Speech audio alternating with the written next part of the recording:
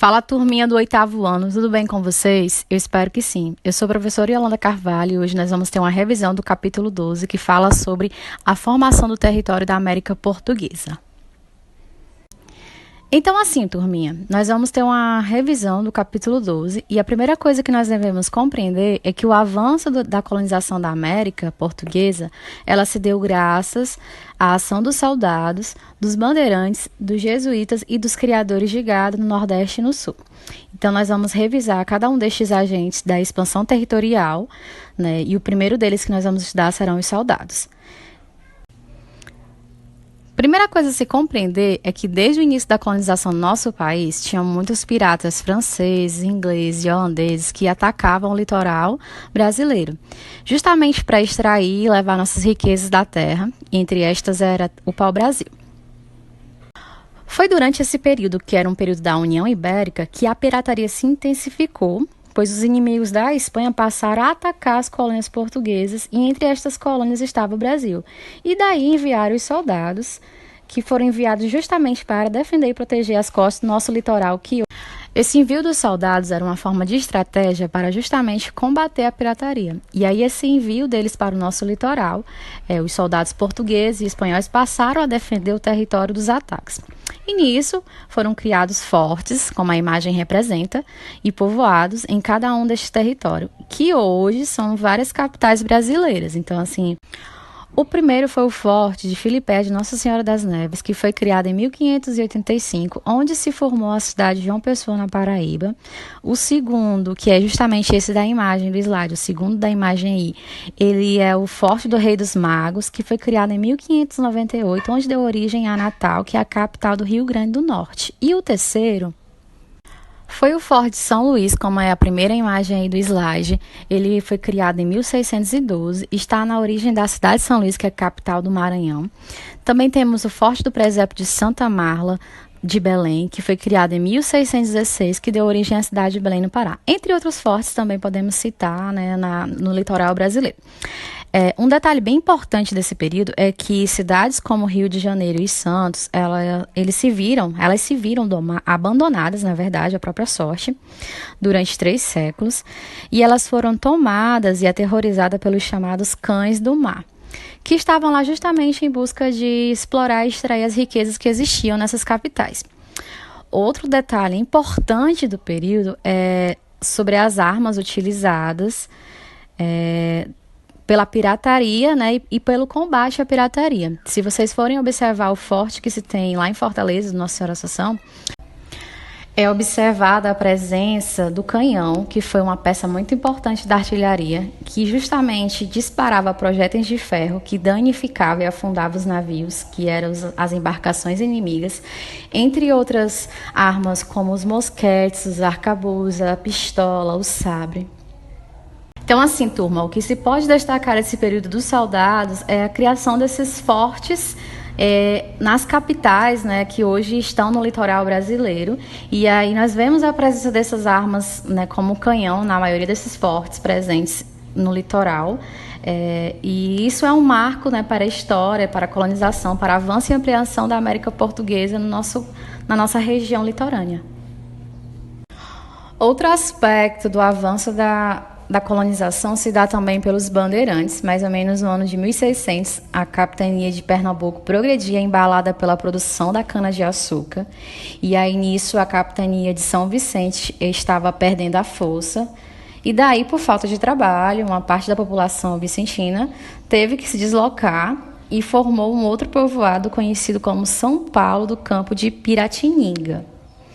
São Paulo veio a ser feita de um jeito, né, mais na frente, como a cidade que nós conhecemos hoje, de uma forma muito lenta, né? Era uma cidade ainda que tinha poucas pessoas, né, mais ou menos tinham cerca de 1.500 pessoas. Era um pequeno povoado pobre ainda, mais ou menos no ano de 1660. E São Paulo, por ser ainda uma vila e depois, mais na frente, se tornar uma cidade, foi de uma maneira muito lenta. Se tinha poucas pessoas morando, poucas casas. Então, os paulistas eram pessoas rudes e tinham a convicção que, para sair da pobreza, a solução estaria avançando para o sertão. E, a partir dessa percepção, foi organizada as bandeiras. Essas bandeiras são conhecidas como expedições particulares que saem de São Paulo em busca de capturar os indígenas e encontrar ouro e outras pedras preciosas. E aí, nesse sentido, essas bandeiras elas serviam justamente para capturar os indígenas e buscar e encontrar pedras preciosas. E aí, uma grande bandeira, ela poderia ser formada por um ou dois bandeirantes que fossem experientes, que soubessem, né, o que estavam fazendo, alguns jovens de origem portuguesa, alguns mestiços e centenas de indígenas que foram escravizados durante esse período. E estes indígenas eles serviram como guias, carregadores, guerreiros e também cozinheiros. Quando se fala sobre essa rotina também, sobre os bandeirantes, pode-se dizer que era uma rotina exaustiva para quem vivenciava isso, porque eles andavam em filas indianas, saíam por volta de 4, 5 horas da manhã, e geralmente eles só descansavam ao entardecer. É importante destacar que naquele momento a maioria da população era formada pelos mestiços, como tinha, né, presente nas bandeiras, e esses mestiços eles tinham origem de europeu com indígena e tinham um pouco muito da cultura tupi. E aí, nesse período, os bandeirantes eles tinham essa rotina exaustiva, muitos deles andavam de pé, descalços, eles dormiam em redes e eles também falavam a língua que era predominante na região, que era mais ou menos no século XVIII, e essa língua predominante era o tupi. E quando eles paravam para descansar, geralmente essa parada acontecia numa prainha ou então num rancho que era abandonado, ou até mesmo uma pequena ilha. E aí, chegando nestes lugares, eles faziam pequenas fogueiras, né, para eles se aquecerem e para espantar os insetos que tinham na mata.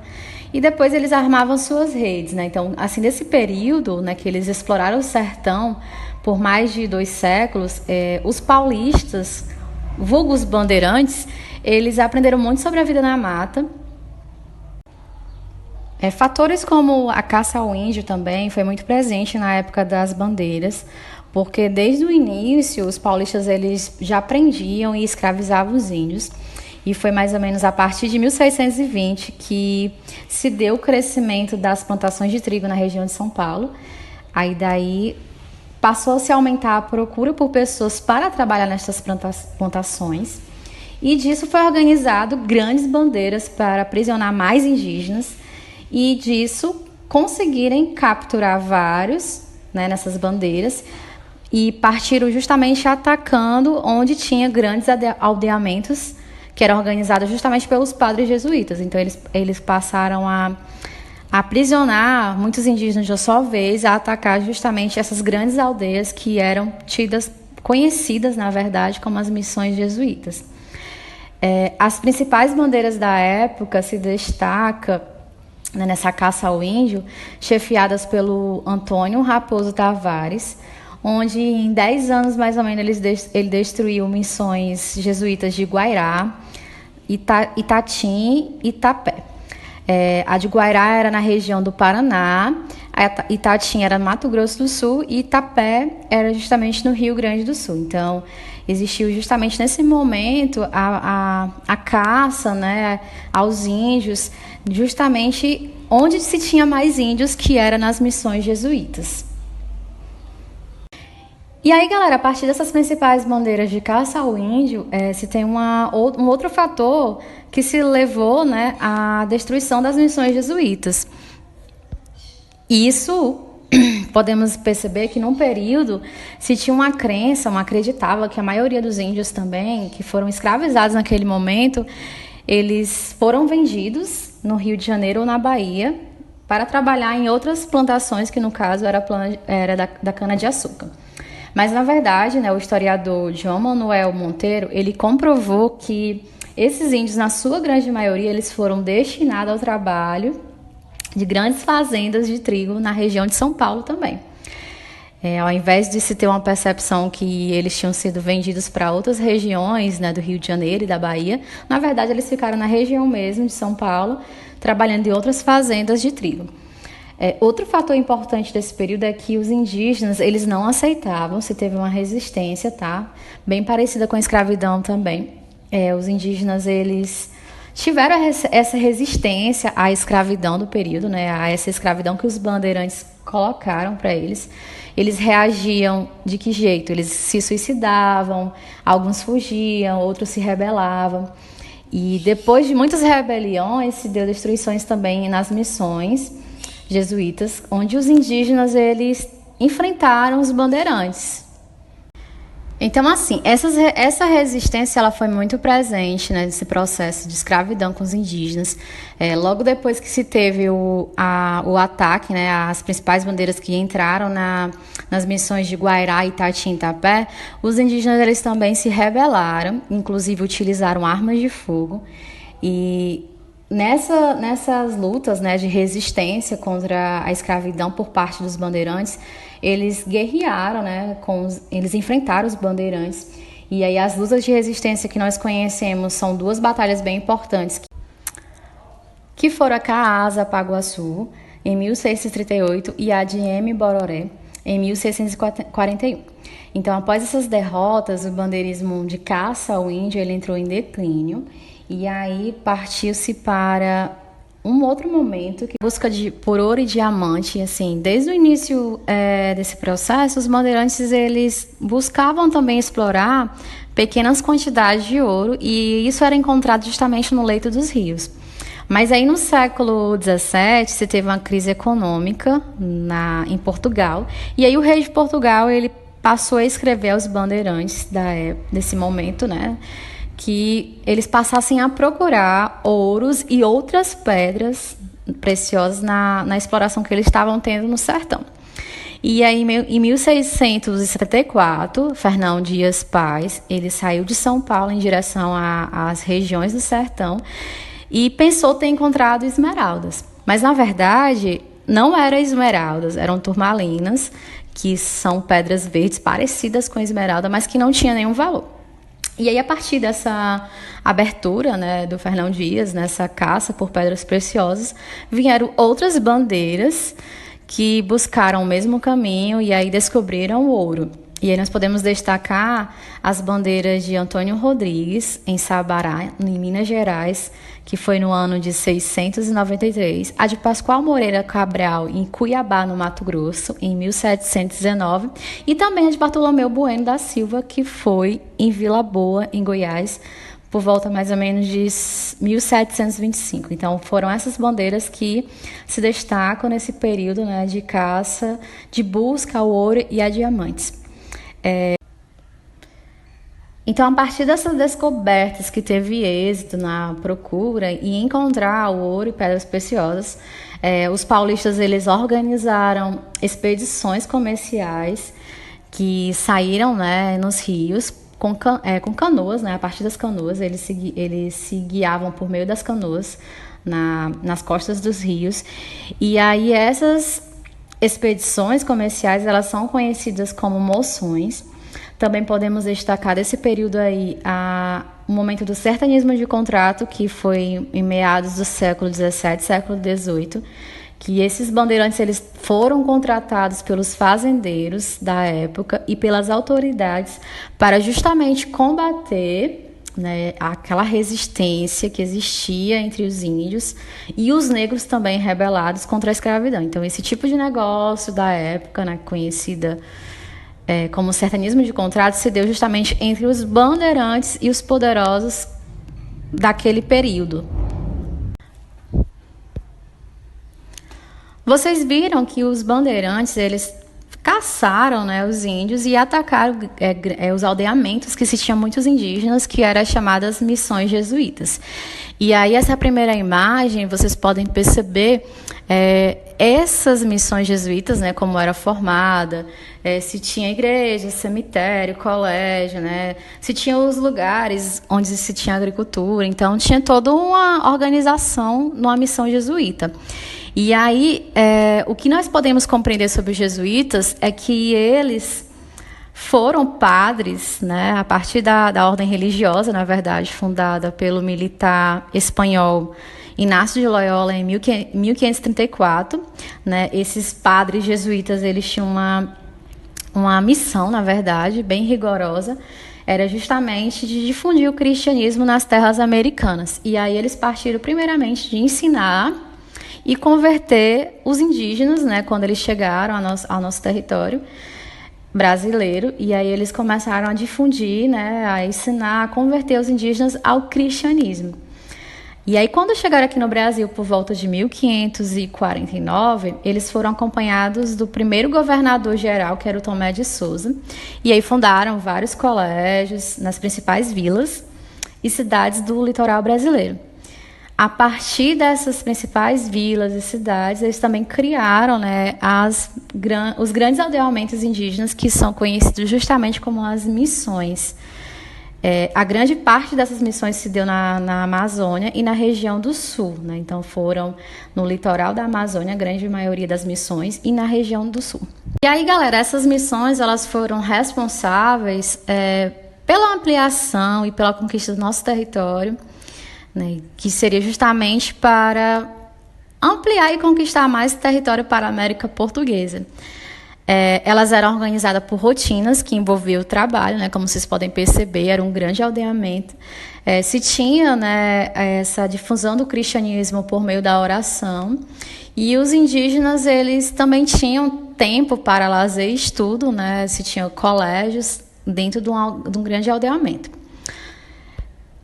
Por outro lado, temos também um dos fatores para ampliação e conquista do território, a criação de gado. A criação de gado ela se deu em duas regiões, que foi no Nordeste e nas Campinas do Sul. Era uma atividade muito importante para povoar. Então, assim, no nosso Nordeste, ela foi introduzida pelo governador-geral também, pelo Tomé de Souza. E aí eles utilizavam o gado para mover a moenda dos engenhos e transportar a cana-de-açúcar. Foi mais ou menos em 1701 que o rei de Portugal ele proibiu a criação do gado no litoral, porque o gado eles acabavam pisoteando, né, as plantações da cana-de-açúcar, e ao invés de estar dando lucro, estava dando era prejuízo. Aí foi então que as pessoas passaram a avançar para o sertão com esses gados. E aí o gado ele passou, né, a importância que se teve nesse momento do gado foi que eles serviam demais para o transporte. E daí se dá a importância, né, da criação de gado naquele momento, porque o gado ele servia como transporte da cana-de-açúcar. E no momento que tentaram expandir, né, a expansão do gado para o sertão, se teve também muitos conflitos, que era justamente entre os lusos brasileiros, né, aqueles que criavam os gados, com os indígenas. E aí foi justamente por intermédio dos bandeirantes que os paulistas, né, eram os que tinham as grandes bandeiras, eles acabaram ajudando os criadores de gado a vencerem a resistência contra os indígenas, e aí foi o fato que o sertão foi ocupado pelas fazendas de gado. Existia, né, gados que viviam livremente, né, nos territórios, ainda não eram áreas que eram ocupadas, nem tinham donos, e aí nesse momento destacamos a expansão do gado nas Campinas do Sul. Foi justamente no período que se teve a destruição das missões jesuítas, né, de Guará pelos bandeirantes, que o gado ele começou a se expandir nessa região. E aí, diferente do Nordeste, no Sul, o pasto ele é de excelente qualidade e rapidamente se cresceu o número de cavalos, de bois e vacas naquele período. Também tinha muitos rebanhos que eram sem dono, né? Como eu falei para vocês, os gados eles viviam mais livremente, então tinham regiões que não eram ocupadas. E aí passaram-se naquele momento os moradores de outras regiões a caçar esse gado que era conhecido como gado selvagem. E aí passaram a consumir, né, a carne e o leite e a também exportar o couro. Foi nesse momento que se deu aí a ocupação do Sul. Por outro lado, o rei de Portugal ele também se interessou pela região e ergueu um povoamento que era conhecido como a Colônia do Sacramento, que foi mais ou menos em 1680. Então, assim, naquela região era considerada a grande parte, né, digamos, entre a colônia do extremo sul e Laguna, no litoral catarinense, se tinha uma terra considerada como a terra de ninguém, onde o gado se reproduziu livremente. E aí, a partir da descoberta do ouro em Minas Gerais, o sul passou a fornecer animais como mulas, jumentos, bois, vacas para a população das minas. E aí, nesse período, se deu a percepção que essa terra de ninguém poderiam ser cercadas e criaram aí as estâncias, certo? Também se destaca nesse momento, em 1737, a fundação do Forte do Rio Grande de São Pedro e também a criação de vilas como Portos dos Casais pelos açorianos. Quem eram os açorianos? Eles eram habitantes da ilha de Açores de Portugal que estavam, né, nessa região. E essa criação de vilas, entre elas Porto dos Casais, nós podemos perceber que hoje é a cidade de Porto Alegre. Então a segunda imagem retrata, né, essa imagem, né, do Porto dos Casais, né, que hoje é a cidade de Porto Alegre. E por fim, galera, além de ter tido, né, essa expansão, essa ampliação através dos soldados, dos bandeirantes, dos jesuítas e dos criadores de gado, nós também percebemos na América Portuguesa as novas fronteiras que foram intituladas naquele período, né? E aí eu destaco para vocês aqui 3 tratados do momento, que era o Tratado de Madrid, que foi mais ou menos em 1750, que era um acordo internacional entre Portugal e Espanha, onde eles estabeleceram que a colônia do Sacramento, que era presente na região sul, ela pertenceria à Espanha e, em troca disso, Portugal recebia a área das sete povos das missões, que eram grandes aldeamentos organizados pelos jesuítas espanhóis. Por outro lado, se tinha também o Tratado de Santo Ildefonso, que foi em 1777, que também foi um acordo internacional entre Portugal e Espanha, que se dava no sentido de os espanhóis ter a obtenção, né, do território dos 7 povos das missões e também da colônia do Sacramento. E aí devolviam a Portugal algumas terras que eles haviam ocupado na região sul, que hoje é o Rio Grande do Sul. O outro tratado, que foi o de Badajoz, que foi em 1801, ele foi também assinado entre Portugal e Espanha, e aí dava aos portugueses também, né, o domínio, né, desses 7 povos das missões, e a Espanha garantia para si a colônia do Sacramento. Então, assim, foi nesse sentido que se deu, né, também esses acordos internacionais que foram importantes para a América Portuguesa. E é isso, galerinha. Essa foi a revisão do capítulo 12. Eu espero que vocês tenham gostado e até a próxima aula.